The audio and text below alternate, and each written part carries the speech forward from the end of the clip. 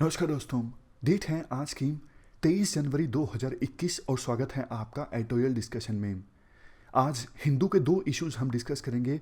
एक सेंसस से संबंधित और दूसरा इशू हम डिस्कस करेंगे किसान संगठनों और सरकार के बीच जो बातचीत चल रही है उससे संबंधित। और लास्ट में एथिक्स के केस स्टडी के आंसर का फ्रेमवर्क क्या होना चाहिए। इसमें देखो हम इंट्रोडक्शन और बॉडी के बारे में डिस्कस कर चुके हैं। आज कंक्लूजन के बारे में भी डिस्कस कर लेंगे, कंक्लूजन कैसे होना चाहिए, तो फिर आप कंप्लीटली केस स्टडी के जो आंसर है वो अच्छे से लिख सकोगे। तो चलिए डिस्कशन स्टार्ट करते हैं। फर्स्ट इंपॉर्टेंट आर्टिकल सेंसस से संबंधित है। आप जीएस पेपर 1 के इस टॉपिक से आर्टिकल को रिलेट कर सकते हो। सबसे पहले हम सेंसस के इंपॉर्टेंस की बात करते हैं। देखो, किसी भी सोसाइटी में पॉपुलेशन की यानी जनता की गिनती करना, जनता के नेचर को समझना कि कौन कौन से ऐसे लोग हैं क्या एक्सेस कर पा रहे हैं और कौन से ऐसे लोग हैं जो बेसिक एमिनिटीज से भी वंचित हैं, ये सब चीज़ें ज़रूरी हैं ना सिर्फ गवर्नमेंट के लिए, पॉलिसी प्रैक्टिशनर्स के लिए जिनको पॉलिसी बनानी होती है, बल्कि सोशल साइंटिस्ट के लिए भी। इस कंटेक्स्ट में अगर देखें तो हर 10 साल बाद हमारे देश में जो सेंसस कंडक्ट होता है ये अपने आप में एक बहुत बड़ी एक्सरसाइज होती है, जिसमें इंडिया की पॉपुलेशन के बारे में सोशियो इकोनॉमिक इंफॉर्मेशन और डेमोग्राफिक इंफॉर्मेशन कलेक्ट की जाती है। देखो, वैसे तो जब ब्रिटिशर्स हमारे देश में रूल कर रहे थे उस समय सबसे पहला सेंसस कंडक्ट हुआ था 1872 में, लेकिन ये सिंक्रोनाइजेशन स्टार्ट हुआ 1881 में। यानी 1881 के बाद हर 10 साल बाद सेंसस कंडक्ट होता है। तो 1881 के बाद से ही सेंसस के डेटा का इस्तेमाल किया जाता रहा है एकेडमिक्स, सरकार और पॉलिसी मेकर्स के द्वारा। देखो, 1940s में जब सेंसस कंडक्ट हुआ था, यानी 1941 का जो सेंसस कंडक्ट हुआ था वो सेंसस कमिश्नर WWM ईट्स की अध्यक्षता में कंडक्ट हुआ था। तो उस समय ये टिप्पणी उन्होंने की थी, वैसे तो देखो सेंसस एक बहुत ही बड़ी और पावरफुल एक्सरसाइज है, लेकिन अगर स्पेशलाइज्ड इंक्वायरी आपको करनी हो, यानी स्पेसिफिक इंफॉर्मेशन आपको इकट्ठी करनी हो पॉपुलेशन के बारे में, तो उस चीज़ के लिए सेंसस एक अनसूटेड प्रोसेस है। मतलब कहने का ये है, अगर देखो कोई सोसाइटी बहुत ज़्यादा कॉम्प्लेक्स है, जैसे इंडिया की सोसाइटी के बारे में कहा जाता है काफ़ी कॉम्प्लेक्स है, काफ़ी डाइवर्सिटीज़ हैं, तो कॉम्प्लेक्स सोसाइटी को समझने के लिए बिल्कुल डिटेल्ड और कॉम्प्रिहेंसिव ढंग से जो सेंसस हमारे देश में कंडक्ट होता है वो यूजफुल नहीं है। समझ गए आप कहने का मतलब ये है, वैसे तो देखो सेंसस काफ़ी ज़्यादा यूजफुल एक्टिविटी है। जैसे डीलिमिटेशन एक्सरसाइज में सेंसस के डेटा का इस्तेमाल होता है। डीलिमिटेशन मतलब जैसे दो कंस्टिट्यूएंसीज को आपस में मर्ज कर दिया गया, एक कंस्टिट्यूएंसी को काट के दो कंस्टिट्यूएंसीज बना दी गई, तो इस डीलिमिटेशन एक्सरसाइज में भी सेंसस का डेटा का इस्तेमाल होता है। लेकिन सेंसस के डेटा में बहुत ज़्यादा डेप्थ नहीं होती। जैसे देखो, हमारे देश में कास्ट एक बहुत ही इंपॉर्टेंट आइडेंटिटी है। बहुत बार लोगों के द्वारा ये मांग की जाती है, खास करके कुछ सोशियोलॉजिस्ट के द्वारा, कि अलग से कास्ट संबंधित डेटा कलेक्ट करना चाहिए, जिससे हमें पता लग सके कौन सी ऐसी कास्ट हैं जो पिछले कुछ सालों में काफ़ी प्रोस्पर्स हुई है और कौन सी ऐसी कास्ट के लोग हैं जिन्हें डेवलपमेंट के फ्रूट्स का लाभ नहीं मिल पा रहा है। देखो, वैसे आज़ादी के बाद से ही ST और SC से संबंधित डेटा तो हमारे देश में कलेक्ट किया जाता रहा है सेंसस में। हालांकि वो कुछ ही पैरामीटर्स से संबंधित होता है, फॉर एग्जांपल एजुकेशन से संबंधित, लेकिन फुल स्केल कास्ट सेंसस हमारे देश में कंडक्ट किया गया था आज़ादी के बाद 2011 में, जिसे आप सोशियो इकोनॉमिक कास्ट सेंसस के नाम से जानते हो। अगर देखो डिफरेंस की हम बात करें, नॉर्मल सेंसस और सोशियो इकोनॉमिक कास्ट सेंसस के बीच में क्या डिफरेंसेस हैं। सोशियो इकोनॉमिक कास्ट सेंसस में, जैसा नाम से ही जाहिर है, कास्ट संबंधित डेटा पर ज़्यादा फोकस किया जाता है। देखो, जो सेंसस से संबंधित इंडिविजुअल इंफॉर्मेशन कलेक्ट की जाती है ना, वो सेंसस एक्ट 1948 के तहत की जाती है, जबकि सोशियो इकोनॉमिक कास्ट सेंसस को किसी एक्ट के अंतर्गत नहीं कंडक्ट किया जाता है, और आज़ादी के बाद तो सिर्फ एक बार कंडक्ट हुआ है 2011 में। और जो नॉर्मल सेंसस होता है हर 10 साल के बाद, उसमें जो पर्सनल डेटा कलेक्ट किया जाता है वो काफ़ी कॉन्फिडेंशियल होता है अंडर सेंसस एक्ट 1948 के अंतर्गत। लेकिन सोशियो इकोनॉमिक कास्ट सेंसस में जो पर्सनल इंफॉर्मेशन कलेक्ट की जाती है ना, उसे सरकार के द्वारा मतलब गवर्नमेंट के किसी डिपार्टमेंट के द्वारा स्कीम्स का लाभ देने के लिए इस्तेमाल किया जा सकता है। लास्ट जो नॉर्मल सेंसस है वो कंडक्ट किया गया था 2011 में और अभी कंडक्ट किया जाएगा इस साल। हालांकि पिछले साल से प्रोसेस स्टार्ट हो जानी चाहिए थी, लेकिन कोविड-19 के कारण प्रोसेस के स्टार्ट होने में डिले हुआ है। और सोशियो इकोनॉमिक कास्ट सेंसस जैसे मैंने आपको बताया पहला किया गया था 1931 में, लेकिन आज़ादी के बाद किया गया 2011 में। और नॉर्मल सेंसस सबसे पहली बार कंडक्ट किया गया था 1872 में। देखो एक्चुअली हुआ क्या था, 1865 से लेकर 1872 के बीच देश के अलग अलग इलाकों में साइमल्टेनियसली नहीं, अलग अलग टाइम पीरियड में ये सेंसस कंडक्ट किया गया था। तो पूरी प्रोसेस कंप्लीट हुई 1872 में, लेकिन एक साथ पूरे देश में सेंसस कंडक्ट किया गया था 1881 में। समझ गए? मतलब 1865 में मान लीजिए महाराष्ट्र में हो गया, 1866 में मान लीजिए पंजाब में हो गया, 1867 में मान लीजिए कहीं और, 1868 में कहीं और, इस प्रकार से पूरी प्रोसेस कंप्लीट हो गई थी 1872 में। लेकिन पूरा सिंक्रोनाइज्ड सेंसस कंडक्ट होना स्टार्ट हुआ 1881 में और उसके बाद हर 10 साल बाद कंडक्ट होता है। एक बार फिर से हम आते हैं कास्ट सेंसस के इशू पर। देखो कुछ जो एक्सपर्ट्स हैं वो विरोध भी करते हैं, वो कहते हैं कास्ट सेंसस नहीं कंडक्ट करना चाहिए, क्योंकि समाज में देखो कास्ट जो है आपको पता है बहुत सारे इश्यूज को लेके सोसाइटी को डिवाइड कर देती है कास्ट। तो एक्सपर्ट्स का ये बोलना है जब आप कास्ट सेंसस कंडक्ट करोगे तो कास्ट की जो आइडेंटिटी है ये तो और ज्यादा समाज में जड़ें जमा लेगी ना, जबकि हमें कास्ट रूपी आइडेंटिटी को खत्म करना है। लेकिन इसके विपरीत भी आर्ग्यूमेंट्स आते हैं, जैसे निकोलस डर्क्स और कोहेन, इनका कहना है देखो आज कौन सी कास्ट किस फॉर्म में है उसमें सेंसस का भी इंपॉर्टेंट रोल रहा है। कैसे, मैं आपको एग्जांपल की सहायता से बताता हूं। मान लीजिए आज सोशियो इकोनॉमिक कास्ट सेंसस का डेटा रिलीज होता है और पता लगता है कि इस कास्ट के जो लोग हैं वो पिछड़ गए हैं डेवलपमेंट की रेस में, तो फिर उस कास्ट के जो लोग हैं वो मान लीजिए रिजर्वेशन की मांग करने लगते हैं, सरकार भी उस कास्ट के उत्थान के लिए कदम उठाती है, तो फिर कास्ट का स्वरूप में चेंज आया ना। तो मतलब सेंसस जो है विभिन्न कास्ट के स्टेटस को चेंज करता है। इसके बाद आर्टिकल में कुछ सजेशंस दिए जाते हैं। सेंसस को लेके कुछ कंसर्न्स हैं जिनको एड्रेस करने की आवश्यकता है। First is time lag between each census. Her census के बीच में देखो 10 साल का गैप होता है, ये ज़्यादा गैप है। और second, delay in the release of data. देखो सेंसस कंडक्ट होने के बाद भी डेटा को जल्दी से रिलीज नहीं किया जाता। चलो मान लिया जो हर 10 साल बाद सेंसस कंडक्ट होता है उसको डेटा को कंपाइल करने में समय लगता है, लेकिन देखो सोशियो इकोनॉमिक कास्ट सेंसस का डेटा जो है, कुछ डेटा, सारा नहीं, कुछ डेटा तो रिलीज हो गया है लेकिन कुछ डेटा अभी तक रिलीज नहीं किया गया है। तो सजेशंस आर्टिकल में ये दिए जाते हैं। देखो विभिन्न डिपार्टमेंट्स के बीच एक अच्छा कोऑर्डिनेशन होना चाहिए सेंसस कंडक्ट करने के लिए। अभी तो देखो गवर्नमेंट के अलग अलग डिपार्टमेंट्स कितनी सारी स्कीम्स चलाते हैं, और अगर अच्छा कोऑर्डिनेशन होता है तो सेंसस को काफ़ी ज़्यादा इफेक्टिवली कंडक्ट किया जा सकता है। और census and socio economic caste census दो अलग अलग सेंसस हैं, हमने डिफरेंस भी डिस्कस किए। इन दोनों के फंक्शनरीज के बीच में कोऑर्डिनेशन होना चाहिए। इसके साथ साथ दूसरे जो एकेडमिक्स हैं, सोशल साइंटिस्ट हैं या फिर स्टेक होल्डर्स हैं, उनके साथ भी अच्छा कोऑर्डिनेशन होना चाहिए। इससे पहले कि एक और socio economic caste census conduct किया जाए, पिछली जो एक्सरसाइज थी 2011 की, उससे हमें सीखना चाहिए कि पास्ट एक्सरसाइज यानी 2011 का सोशियो इकोनॉमिक कास्ट सेंसस कितना इफेक्टिव रहा।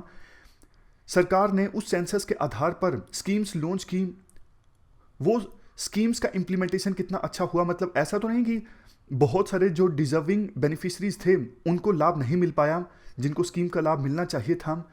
डेटा कितना इफेक्टिव रहा, इन सब इश्यूज का भी ऑनेस्ट एनालिसिस होना चाहिए। देखो सोशियो इकोनॉमिक कास्ट सेंसस बहुत इंपॉर्टेंट सेंसस है, जैसा हमने डिस्कस किया, काफ़ी सारी स्कीम सरकार ने लॉन्च की है इस सेंसस के डेटा के आधार पर।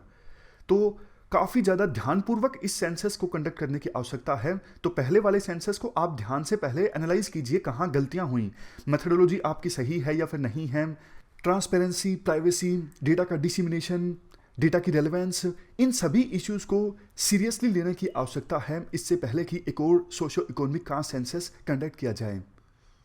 तो ये पूरा आर्टिकल हमने डिस्कस किया सेंसस से संबंधित। इसके बाद नेक्स्ट आर्टिकल सरकार और किसानों के बीच चल रही नेगोशिएशंस से संबंधित है।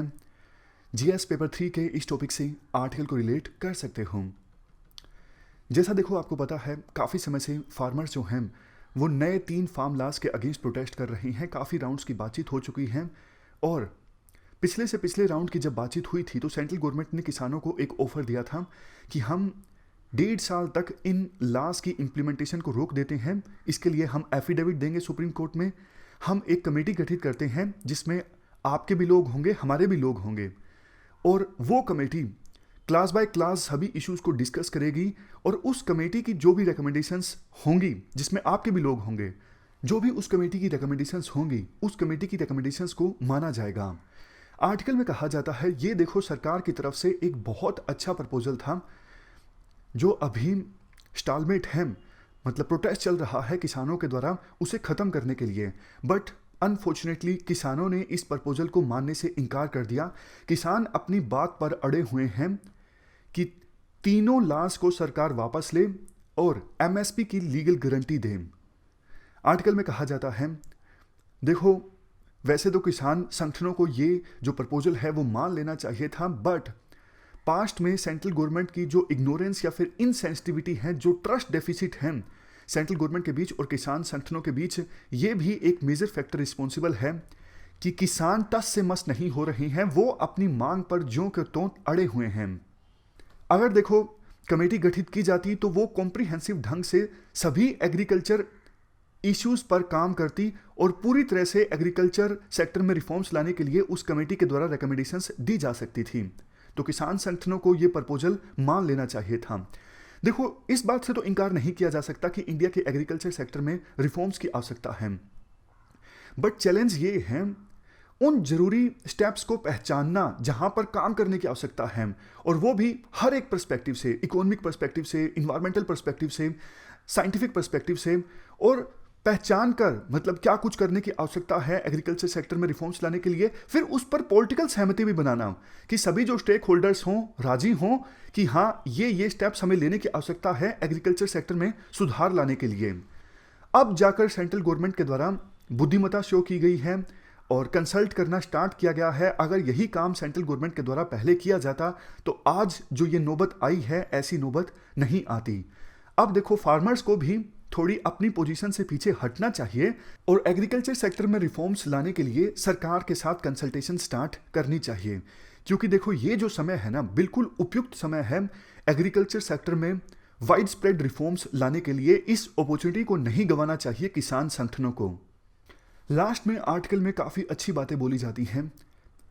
देखो गवर्नमेंट ने कंसेशन दी है और गवर्नमेंट ने कोशिश की है कंसल्टेशन स्टार्ट करने की, बट देखो गवर्नमेंट को और भी चीज़ों पर ध्यान देने की आवश्यकता है। जैसे कई सारी जो इन्वेस्टिगेशन एजेंसीज हैं उन्होंने फार्मर्स के जो लीडर्स हैं उनको इन्वेस्टिगेशन के लिए बुलाया है नोटिस देकर, और कई आड़तीय जो हैं उन पर भी छापे पड़े हैं।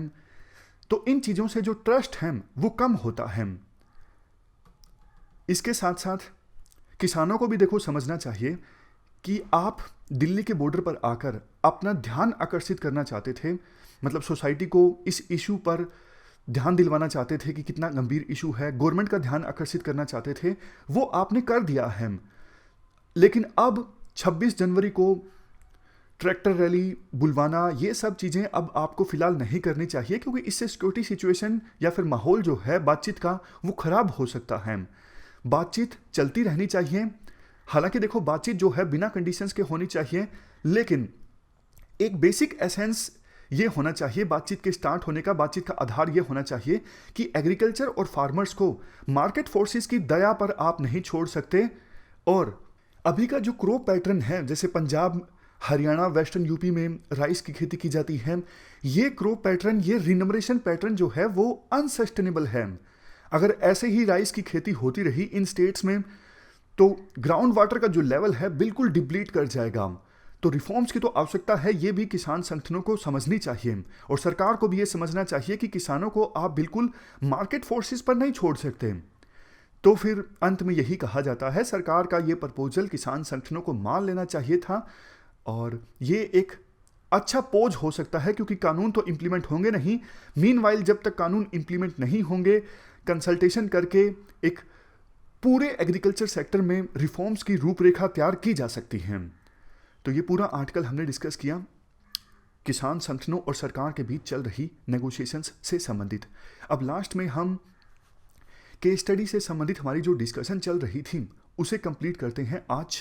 केस स्टडी के आंसर के फ्रेमवर्क में बॉडी पार्ट को डिस्कस करने के बाद अब हम डिस्कस करते हैं कंक्लूजन के बारे में। कंक्लूजन देखो आंसर का फाइनल पार्ट होता है। जैसे देखो जीएस पेपर 1, 2, 3 के आंसर में आप 2-3 लाइन का जो कंक्लूजन लिखते हो, वैसा कंक्लूजन आपको केस स्टडी के आंसर में नहीं लिखना है। आपको केस स्टडी में बताना है फाइनल कौन सा डिसीजन आपके द्वारा लिया गया है।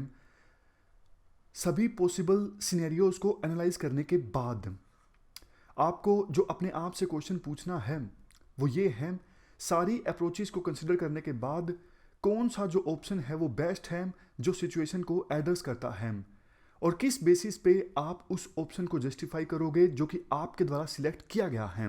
इसके साथ साथ आपको इस बात पर भी ध्यान देना है कंक्लूजन में कि आपके द्वारा जो डिसीजन लिया जाएगा वो पूरे ध्यानपूर्वक और सभी स्टेक होल्डर्स को ध्यान में रखते हुए आपके द्वारा लिए गए डिसीजन को इंप्लीमेंट किया जाए। तो ये सारी बातें आप ध्यान में रखो कंक्लूजन लिखते वक्त। एग्जाम्पल देखते हैं, जैसे देखो महेश यानी पब्लिक इंफॉर्मेशन ऑफिसर से संबंधित केस था, आरटीआई आई थी उसके पास।